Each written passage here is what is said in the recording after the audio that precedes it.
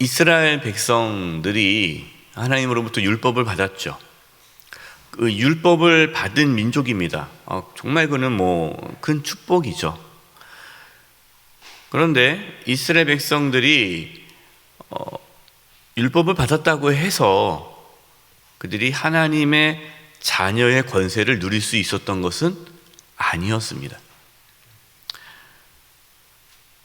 이스라엘 백성들이 율법을 받았지만 여전히 죄의 종으로 살아갈 수밖에 없었다라고 말씀하고 있어요. 1절과 2절입니다. 내가 또 말하노니 유업을 이을 자가 모든 것의 주인이나 어렸을 동안에는 종과 다름이 없어서 그 아버지가 정한 때까지 후견인과 청지기 아래에 있나니. 여러분, 자녀는 부모의 유업을 받아요. 지금 약간 정서적으로 좀 다른데, 이 당시에, 이 부모의 유업을 이어받는데, 그러나 자녀가 어릴 경우에는 종과 다름이 없었습니다. 그래서 이제 이 아버지가 정한 때까지, 그러니까 이제 아버지가 네가 이제 장성한 어른이 되었구나. 그러니까 어른이 될 때까지 이 자녀는 후견인, 그러니까 이제 그 집에 종이죠. 종이지만 이제 후견인, 이 자녀를 또 잘 키워주는 그 후견인 아래에 있는 거예요. 그러니까 주인의 자녀이지만 주인의 권세, 그 주인으로서의 어떤 권세를 아직은 누릴 수가 없는 거예요. 어린 자녀이기 때문에 종과 똑같이 이렇게 살아갈 수밖에 없었다라는 것이죠. 3절입니다. 이와 같이 우리도 어렸을 때에 이 세상의 초등학문 아래에 있어서 종노릇하였더니 우리도 마찬가지였다. 그러면은 이 세상의 초등학문은 무엇을 뜻합니까? 율법을 뜻하는 거예요. 율법. 그러니까 율법은 복음에 비하면 초등학문과도 같은 거예요. 그것으로서는 구원을 받을 수가 없는 거죠. 그러니까 진정으로 우리를 구원에 이르도록 하는 것은, 하나님의 자녀되게 하는 것은 율법이 아니라 복음이다. 복음이 오기까지는, 그러니까 복음이 아직 안 왔어요. 그러니까 복음이 오기 전까지는 우리는 율법 아래에서 종노릇하면서 살아야 했다라고 말씀하고 있습니다. 그러니까 이스라엘 백성들은 자신들은 하나님께서 택하신 민족이다, 이러한 선민사상 가운데 영적인 교만함으로 살아갔지만 그것으로는 하나님의 자녀가 될 수가 없다라는 거예요. 그러니까 율법으로는 구원을 받을 수 없다. 오히려 율법은 뭡니까? 오히려 율법은 죄의 종으로 살아가게 하는 거예요. 율법이라는 것이 있으므로, 하나님의 법이 있으므로 죄가 있는 거잖아요. 여러분, 법이 없으면 죄는 없어요. 그래서 어느 나라에 사법, 법이 없으면 그 나라는 무질서한 겁니다. 무법천지가 되는 거예요. 법이 없으면 죄가 죄인지 모르는 거예요. 하나님께서 율법을 주셨기 때문에 죄가 이제 생기게 된 거고, 율법으로 인해서 죄의 종노릇하게 된 거다라는 거죠. 이게 4절 5절입니다. 때가 참에 하나님이 그 아들을 보내사 여자에게서 나게 하시고 율법 아래 나게 하신 것은 율법 아래에 있는 자들을 속량하시고 우리로 아들의 명분을 얻게 하려 하심이라. 할렐루야. 정말 놀라운 말씀이죠. 때가 참에, 이 때가 어느 때예요? 하나님이 정하신 구원의 때. 정확한 말하면은 하나님께서 예수님을 이 땅에 보낸 때죠. 하나님께서 아들 예수님을 보내주셨는데요, 그 예수님께서 여자에게 나게 하셨다는 거예요. 여자. 예수님이 연약한 아기로 태어나지 않았습니까? 인간의 모습으로 이 땅에 태어났잖아요. 여자에게 나게 하시고 또 율법 아래에 나게 하셨다라고 말씀합니다. 율법 아래에 나게 하셨다라는 것은 예수님이 온전한 인간으로 태어나셨다, 온전한 인간으로 오셨다라는 겁니다. 그 이유가 뭡니까? 예수님이 온전한 인간으로 오셔야만 인간을 구원할 수가 있는 거예요.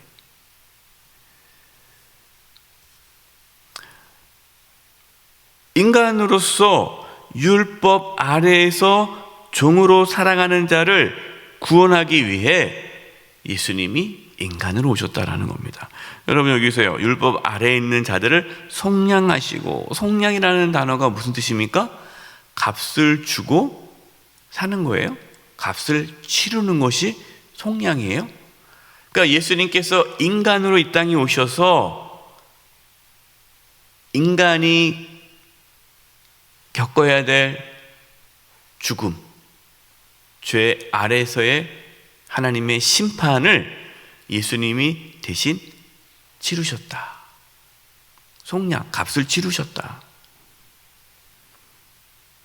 예수님의 피가, 예수님의 보혈이 우리의 죄를 속량한 거죠. 우리의 죄 값을 치르게 된 것이에요. 그것 때문에 우리가 하나님의 자녀의 명분을 얻게 된 것입니다. 여러분, 우리가 노력을 해서 하나님의 자녀가 되었습니까? 아니에요. 우리가 하나님의 자녀됨에 있어서 우리의 선함이 전혀 없어요. 오직 예수님께서 십자가에 흘리신 보혈로 저와 여러분이 하나님의 자녀가 되었음을 믿으시기 바랍니다. 여러분, 이것이 우리가 하나님의 자녀의 명분을 얻게 된 거예요. 그래서 6절, 너희가 아들임으로, 너희가 자녀임으로 하나님의 그 아들의 영, 성령이죠. 성령님을 우리 마음 가운데 보내사 아빠 아버지라 부르게 하셨느니라. 우리가 하나님의 자녀가 되었기 때문에 예수님의 영이신 성령님께서 우리 가운데 오시게 되는 거예요. 그래서 우리가 예수님을 믿을 때, 예수님의 그 피, 예수님의 보혈의 그 은혜를 경험할 때에, 십자가의 은혜를 내가 깨닫고 경험할 때에, 예수님을 믿을 때에 성령님께서 우리 가운데 오셔서 우리가 하나님을 아빠 아버지라 부르게 하시는 거예요. 그러니까 우리가 하나님의 아버지시지, 나의 아버지시지 라는 그 확신은 성령님께서 내 안에서 주시는 확신인 겁니다. 여러분, 그래서 우리가 성령 충만해지잖아요. 성령 충만해지면 내가 하나님의 자녀라는 확신이 더 강해지는 거예요. 내가 하나님의 자녀라는 확신이 강해지면 어떤 현상이 나타납니까? 용기가 생겨요. 담대함이 생겨요. 내가 하나님의 자녀인데 하나님이 날 책임져 주지 않겠어요? 하나님 날 지켜주지 않겠습니까?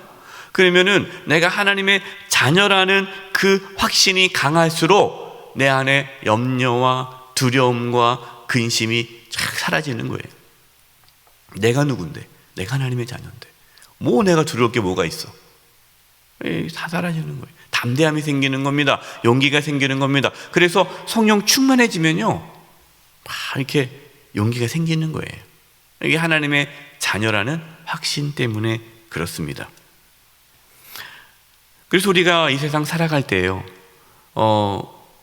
우리가 하나님의 자녀라는 그 확신이 너무나도 중요합니다. 그러나 사탄은 우리가 하나님의 자녀라는 확신을 잃어버리게 만들어요.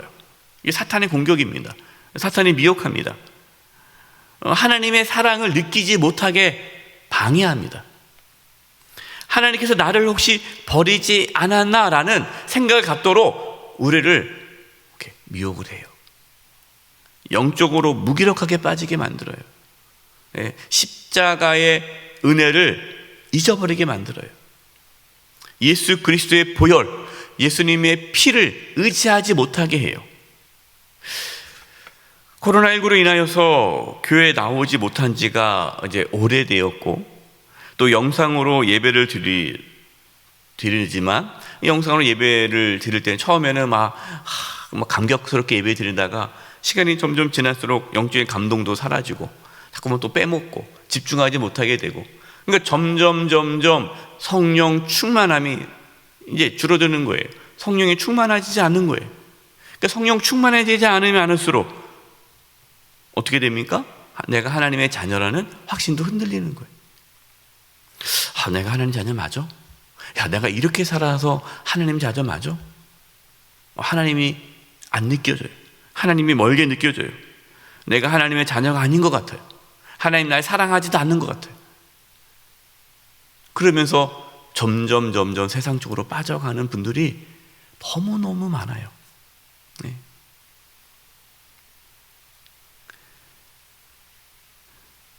여러분 마음속에 내가 이렇게 살고도, 내가 이런데 내가 하나님의 자녀 맞아? 라는 생각이 딱 들 때, 내가 하나님의 자녀가 맞는가라는 의심이 들 때 기억하십시오. 그것은 여러분의 생각이 아니라 사탄이 여러분을 미혹하게 하는 악한 생각이에요. 어떻게 해야 됩니까? 그때마다 사탄아 물러가라. 나는 예수 그리스도의 보혈로, 예수님의 피로 하나님의 자녀의 명분을 얻게 되었다. 선포하셔야 돼요. 예수 그리스도의 보혈을 선포하시는 거예요. 여러분, 우리가 붙잡아야 되는 것은요, 우리 자신이 아니라 예수 그리스도의 피, 보혈이에요. 십자가입니다. 여러분, 우리가 무엇으로 하나님께 나갈 수 있겠어요? 우리가 얼마나 선하겠습니까? 여러분, 우리는 우리의 선함으로 나갈 수 없어요. 예. 우리가 기도해봤자, 우리가 성경을 읽어봤자, 우리가 전도해봤자, 우리가 신앙생활 해봤자 얼마나 하겠습니까? 여러분, 그곳으로 우리가 하나님의 자녀의 명분을 확신할 수가 없습니다. 우리가 끝까지 붙잡아야 할 것은 예수 그리스도의 피, 예수님의 보혈이에요. 예. 예수님의 보혈을 붙잡을 때 다시금 우리 안에 자녀의 확신이 들게 될 것이고, 성령에 충만해지게 될 것이고, 예수님의 피를 힘입어 우리 이 세상에서 승리할 수가 있는 것입니다. 7절입니다. 그러므로 내가 이후로는 종이 아니요 아들이니, 아들이면 하나님으로 말미암아 유업을 받을 자니라. 아멘. 여러분, 우리는 종이 아닙니다. 우리는 하나님의 자녀입니다. 하나님의 자녀이기 때문에 하나님의 유업을 받을 자예요. 우리는 이 땅에서 하나님의 자녀로서 권세를 누릴 수 있어요. 하나님의 나라를 우리는 이 땅에서 경험하는 거예요. 그리고 우리가 이 세상 떠날 때 하나님의 나라 천국에 들어가게 되는 것입니다. 할렐루야. 예, 여러분, 이 얼마나 놀라운 일이에요. 그래서 예수 믿는 자들은 이 땅에서 하나님 나라를 경험하고 또 천국에 들어가는 그 놀라운 하나님의 자녀로서의 권세를 누리게 되는 거예요. 8절과 9절입니다. 그러나 너희가 그때에는 하나님을 알지 못하여 본질상 하나님이 아닌 자들에게 종노릇하였더니, 이제는 너희가 하나님을 알 뿐 아니라 더욱이 하나님을 아신 바 되었거늘 어찌하여 다시 약하고 천박한 초등학문으로 돌아가서 다시 그들에게 종노릇하려 하느냐. 너희들이 하나님을 알고 그 십자가의 능력도 알고 복음을 듣고 그 예수 그리스도의 보혈을 붙잡고 하나님의 자녀로서 살아갔는데 왜 또다시 너희가 초중학문으로 돌아가려느냐, 왜 다시 종노릇하려 하느냐. 그런 분들이 있어요.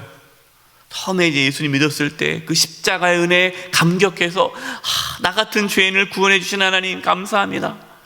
정말 그 십자가의 은혜에 감격하며 신앙생활을 하는데, 신앙생활을 하면 할수록 다시 초등학문으로 돌아가는 거예요. 초중학문으로 돌아간다는 게 뭡니까? 자기의 의를 붙잡는 거예요. 내가 말이야 이렇게 신앙생활을 했어 하면서 십자가를 붙잡지 않은 어느 순간 자기가 그동안 살아왔던, 자기가 그동안 해왔던 신앙생활의 경력을 붙잡는 거예요.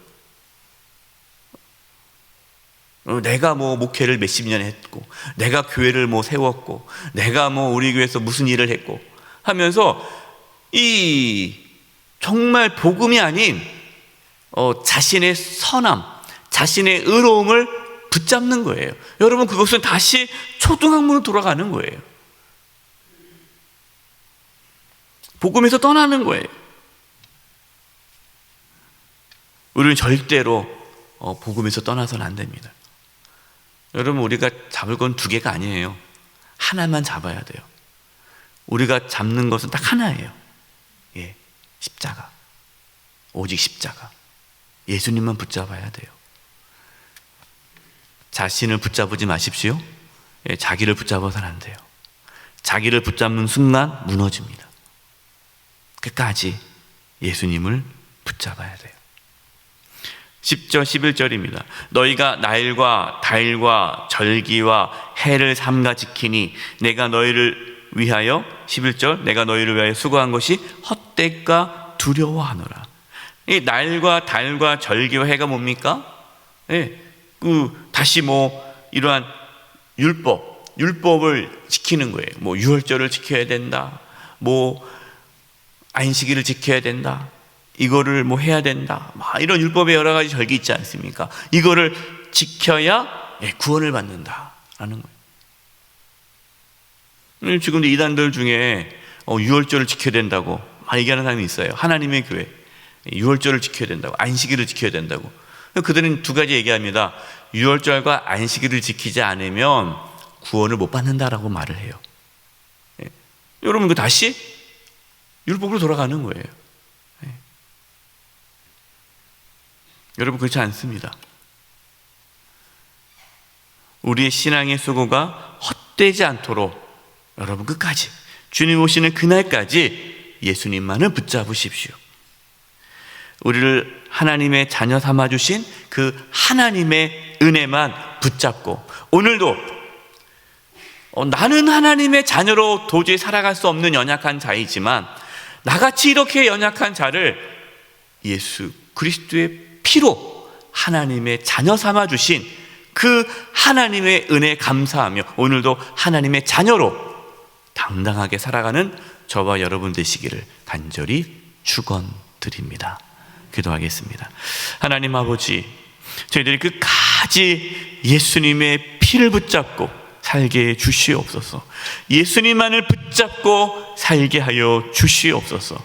우리가 하나님의 자녀라는 그 확신 가운데 이 세상에서 승리하며 살게 하여 주시옵소서. 예수님의 이름으로 기도드립니다. 아멘.